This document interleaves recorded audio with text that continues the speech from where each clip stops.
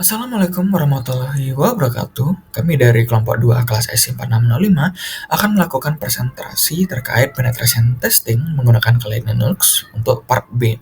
Namun sebelum kami memulai presentasi, izinkan kami untuk memperkenalkan diri terlebih dahulu.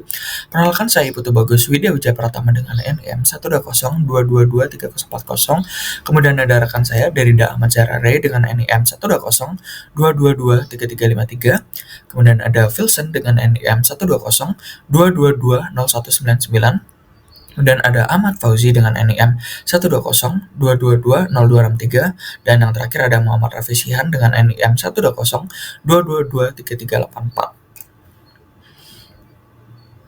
Kemudian sebelum berlanjut ke pelacakan email menggunakan The Harvester atau Hunter.io, di sini saya akan menjelaskan terkait apa sih itu reconnaissance. Nah, reconnaissance sendiri atau recon adalah tahap awal dalam ethical hacking di mana hacker mengumpulkan berbagai informasi terkait target seperti topologi jaringan, domain, server, dan aplikasi sebagai dasar untuk tahap selanjutnya.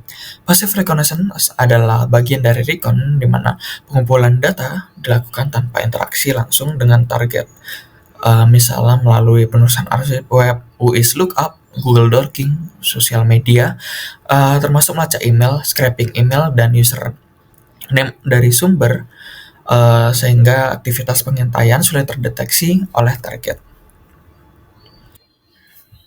Kemudian saya akan melakukan presentasi terkait pelacakan email address menggunakan tool The Harvester.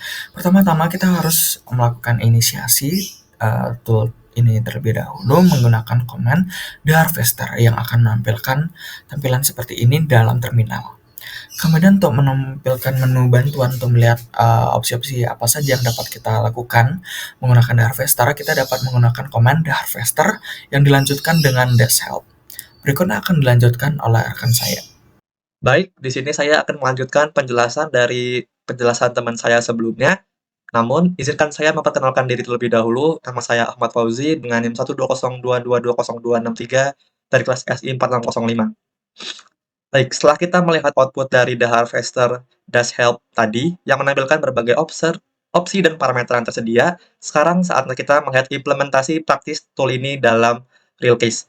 Seperti yang sudah kita pelajari sebelumnya, The Harvester ini adalah tool resonance yang sangat powerful untuk mengumpulkan informasi dari berbagai sumber publik tanpa melakukan kontak langsung dengan target. Nah, sekarang mari kita lihat bagaimana cara menggunakannya secara real dengan contoh praktis menggunakan domain pemerintah Indonesia, yaitu dpr.go.id. Mungkin di sini pada slide menunjukkan eksekusi The Harvester terhadap domain dpr.go.id yang sedang berjalan di terminal Linux berikut. Di layar kita dapat melihat komen yang dijalankan adalah the harvester-d dpr.go.id-b all. Mari kita breakdown command ini secara detail. Parameter -d menentukan domain target yang akan kita scan. Dalam hal ini adalah dpr.go.id, yang merupakan situs resmi Dewan Perwakilan Rakyat Indonesia. Kemudian parameter -b all berarti kita menggunakan semua sumber data yang tersedia dalam The Harvester, mulai dari Google, Bing, Yahoo, LinkedIn, Twitter, dan berbagai search engine, serta database publik lainnya. Dari output yang terlihat di terminal, The Harvester versi 4.6.0 sedang memproses target dpr.go.id. Kita bisa melihat beberapa warning berwarna orange terkait missing API keys untuk beberapa service seperti Bavigil, Binary Edge, dan Buffer Overrun. Ini adalah yang normal terjadi karena beberapa sumber data memerlukan API key untuk akses penuh ke database mereka. Yang menarik adalah tool ini tetap bisa berjalan dengan baik meskipun tanpa API key. Hanya saja akses ke beberapa sumber data premium menjadi terbatas. Ini menunjukkan fleksibilitas The Harvester dalam beradaptasi dengan resource yang tersedia dan tetap memberikan hasil yang berguna. Lanjut, pada slide ini menampilkan hasil yang sangat menarik dan komprehensif dari proses scanning The Harvester.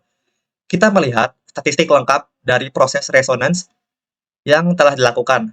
Mari kita analisis hasil ini secara detail. Yang pertama, LinkedIn links found bernilai 0, yang berarti tidak ada profil LinkedIn publik yang ditemukan terkait dengan domain dpr.go.id. Kedua, no IPs found, menunjukkan bahwa tidak ada IP address yang berhasil dikumpulkan dalam scan ini. Kemungkinan karena konfigurasi DNS atau security measures yang diterapkan. Namun, yang paling signifikan adalah email found 50.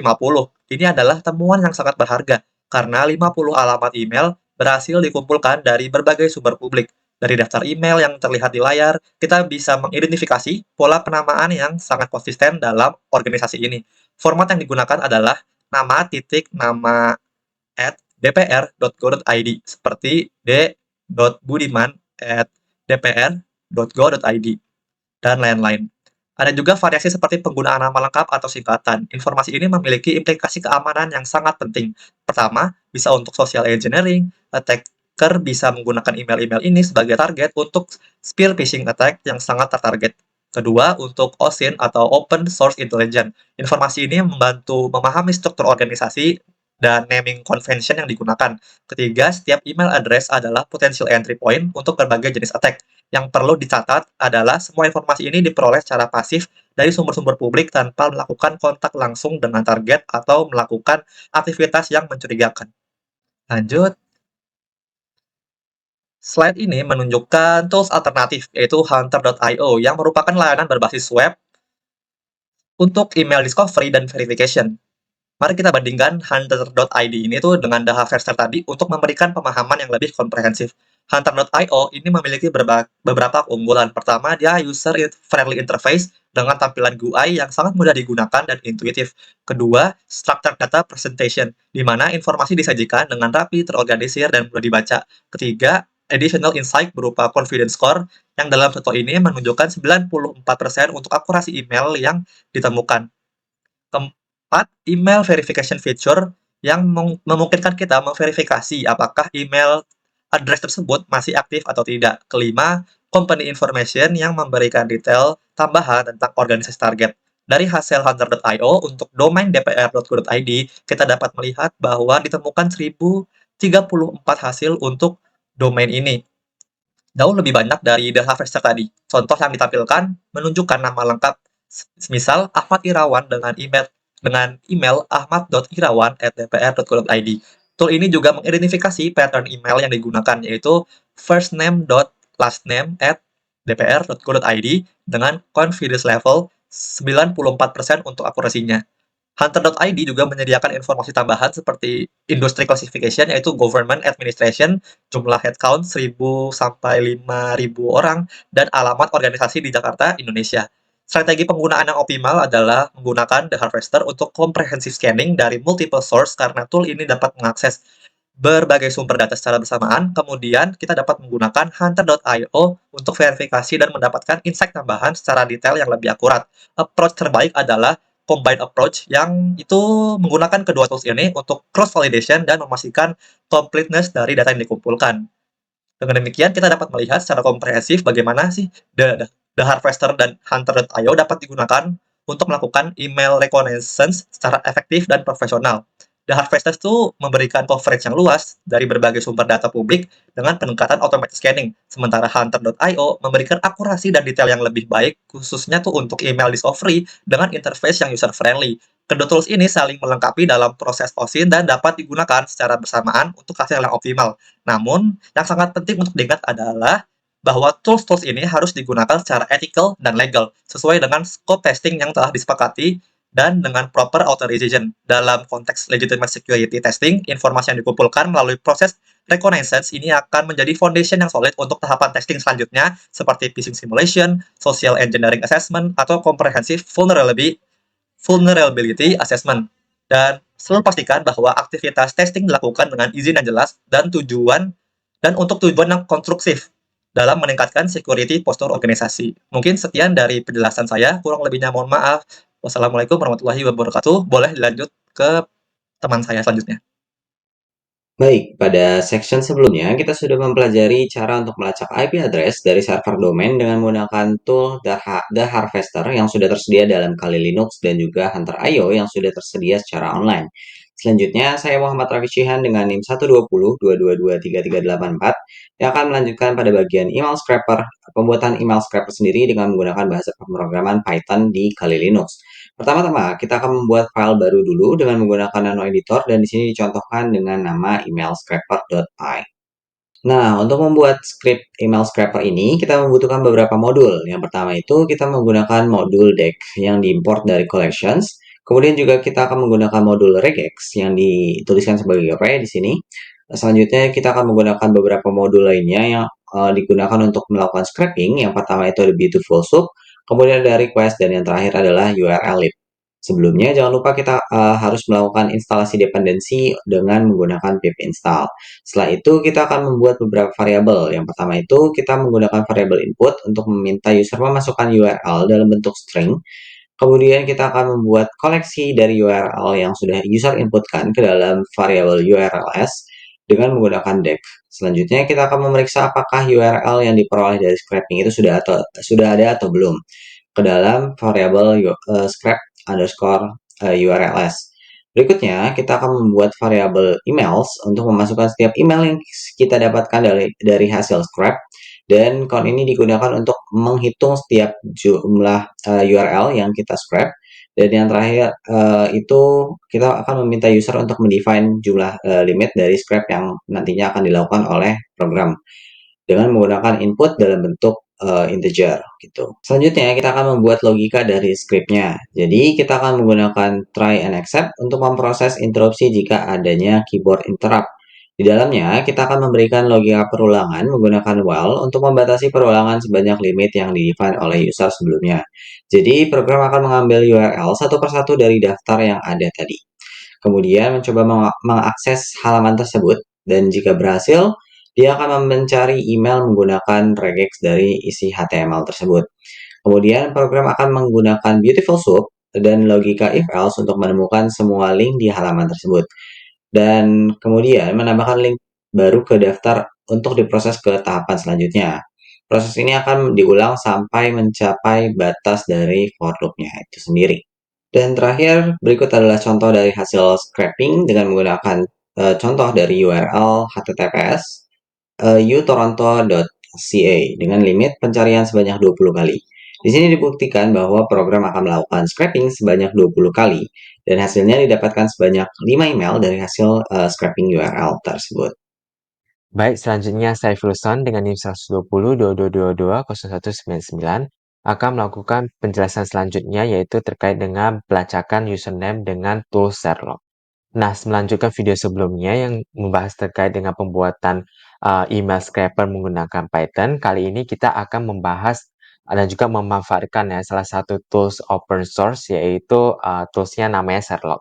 Nah, Sherlock itu apa? Jadi Sherlock itu merupakan salah satu tools open source yang dirancang untuk mencari keberadaan lebih dalam ya terkait dengan username di berbagai situs dan juga platform seperti di media sosial.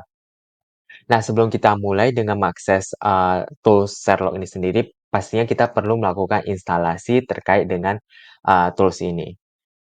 Nah, instalasi ini kita dapat melakukan pada akses resmi ya pada GitHub yang sudah disediakan untuk project Sherlock atau tools ini. Nah, di sini pada GitHub itu sendiri terdapat instalasi instruction ya untuk melakukan instalasi package ini ke PowerOS dan juga Ubuntu 24.04. Nah, di situ metodenya sudah dijelaskan juga terkait dengan sintaks yang perlu dijalanin untuk melakukan instalasinya.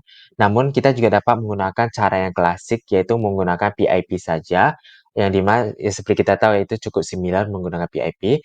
Namun di sini kita perlu make sure adanya user space ya saat melakukan instalasi PIP pada project Sherlock ini sendiri.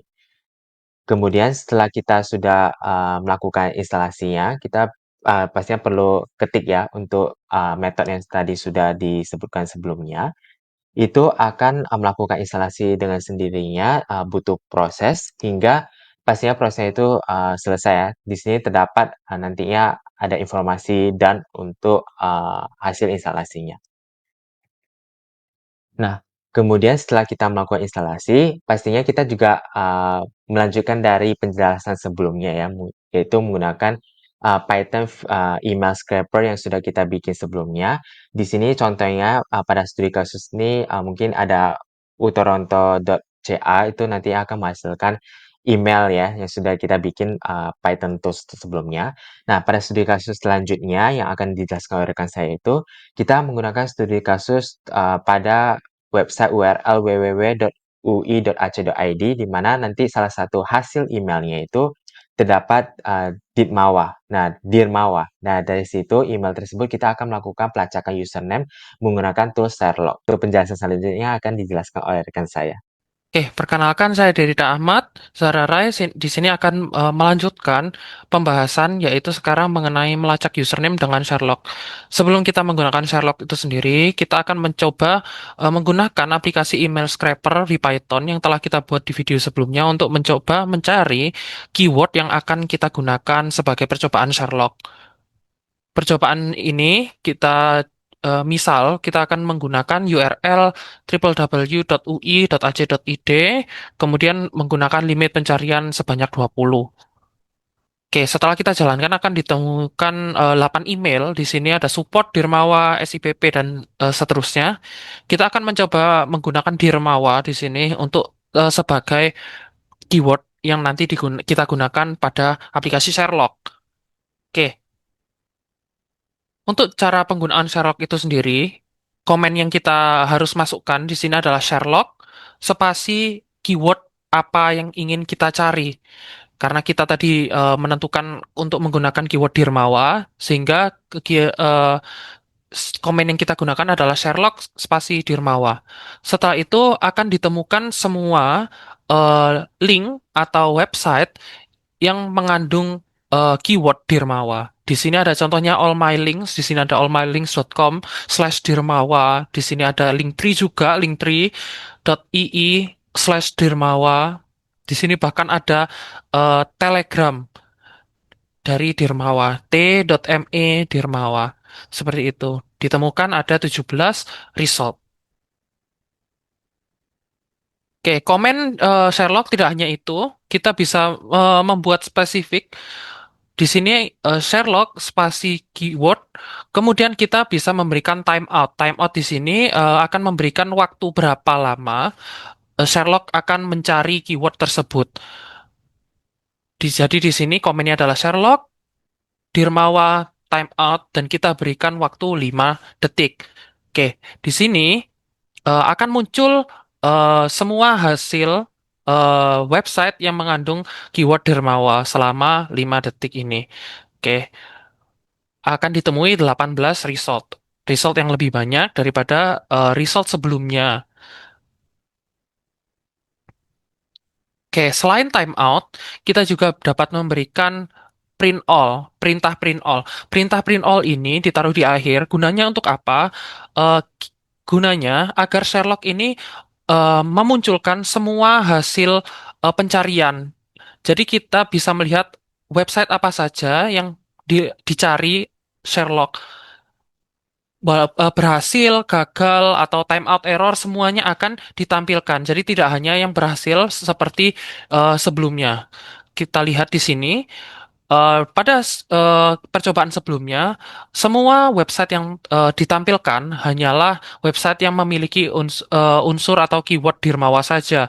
Sedangkan jika kita gunakan print all, maka yang tidak ditemukan username-nya atau yang tidak boleh dicari seperti ResearchGate ini, illegal username format, kemudian ada not found, semua kegagalan akan dimunculkan.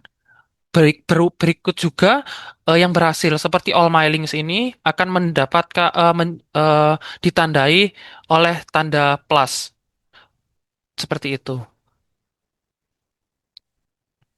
Oke, selanjutnya setelah print all kita juga dapat meletakkan output dari yang kita cari menggunakan Sherlock ke dalam sebuah file.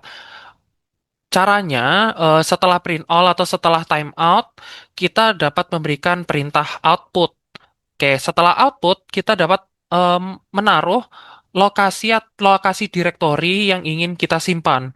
Seperti contohnya, saya ingin menyimpan semua hasil print dari Sherlock ini ke dalam file hasil underscore Sherlock.txt. Oke, sehingga setelah perintah dash dash output, kita akan mengetikkan direktori yang ingin kita simpan semua hasil Sherlock. Oke, setelah kita jalankan dan setelah Sherlocknya sudah berhenti mencari, kita dapat mencoba membuka hasil Sherlock.txt yang kita ketikkan tadi pada perintah. Di sini hanya akan menampilkan semua website yang berhasil. ditemui keyword Dirmawa saja. Seperti contohnya tadi ada all my links, di sini ditemukan keyword Dirmawa sehingga pada TXT akan muncul di sini yang paling atas, line paling atas, https://allmylinks.com/dirmawa. Sedangkan yang tidak ditemukan seperti 2Dimension, 7cup, 9GAG, dan seterusnya tidak akan ditulis pada TXT seperti itu. Kemudian untuk kesimpulan akan dijelaskan oleh saya, dapat disimpulkan bahwa pada video part B ini membahas terkait information gathering khususnya passive reconnaissance untuk mendapatkan informasi-informasi terkait target khususnya menggunakan tools seperti Darvester atau Hunter.io untuk mendapatkan email-email dari target yang dapat digunakan untuk melakukan serangan seperti pilot malware via email, phishing, atau social engineering yang dapat menjadi langkah awal untuk pengambil alihan perangkat target. Sekian presentasi yang dapat kami sampaikan, kurang lebihnya mohon maaf, dan saya tutup dengan wassalamualaikum warahmatullahi wabarakatuh.